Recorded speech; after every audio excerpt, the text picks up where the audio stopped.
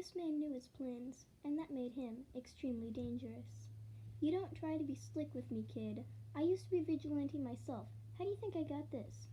He held a hand to his face, gesturing to the burn scars marking his face. I had to go to China to get this treated without any questions. Then had to recover in America. Luckily my sibling knew a private pilot. Burn scars, electrical burn scars. It may have been a long shot, but the pieces fell into place scarily easily. Any information on Kuroko said at one point or another that he had almost never gotten an injury, like he'd known where the attack would land before it hit.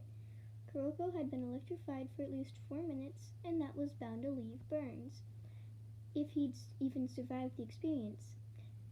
The hospitals would have been notified by the police to look for any new arrivals with severe electrical burns. The local choice would be to go to another country. The logical choice would be to go to another country for treatment without risk of discovery. Nagiki the Kuroko smiled. So you figured it out, huh? He spread his arms. I'm the famous Kuroko, the vigilante that haunted the streets of Japan 4 years ago.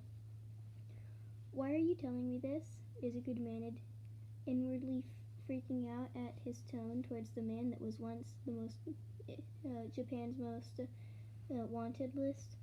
He sighed, placing his hands in the pockets of his jacket.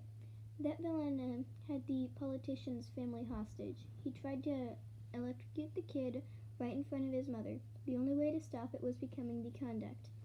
The electricity fried my nerve endings. Doctor said I had pain asomnia. Asymbolia.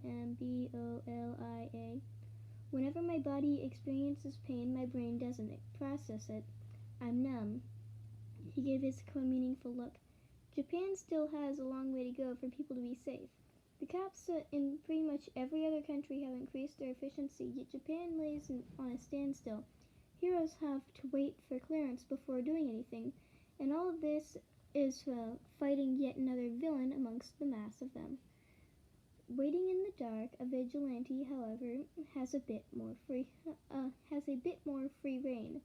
The police took credit for it, but when I was on the streets, criminals didn't so much as peep without covering their mouths in fear that I'd heard. Japan is in need of another Kuroko. And what, you're planning on making me the next Kuroko? Izuku asked, borderline hysterical. The expectant pause went on for a bit before he brought a hand to his forehead. Oh my god, your morals seem well found, Nagiki stated, holding a finger up for every reason. You're young, the police won't suspect you or anyone at your age at the beginning, which is when you'd be more sloppy. And I've been keeping an eye out for potential candidates. You stood out the most. He shot Izuku a smirk. It definitely helps that you were already planning to be a vigilante. I've been meaning to ask, how did you know that? Nagiki answered that with a fair amount of ease. You show all the signs that I did. You want to help people, but you're lacking the proper training to do so. Believe it or not, but fighting is more than brute strength and muscle. I can help you if you accept it. He held his hand out, waiting for his answer. Izuku stared at the hand being offered to him. His thoughts were running in every possible direction. Could he trust this man? The man who claimed to be Kuroko of all people? What were the odds of him even meeting Kuroko anyways? Very small, impossibly small. Then again, he thought the same thing about All Might.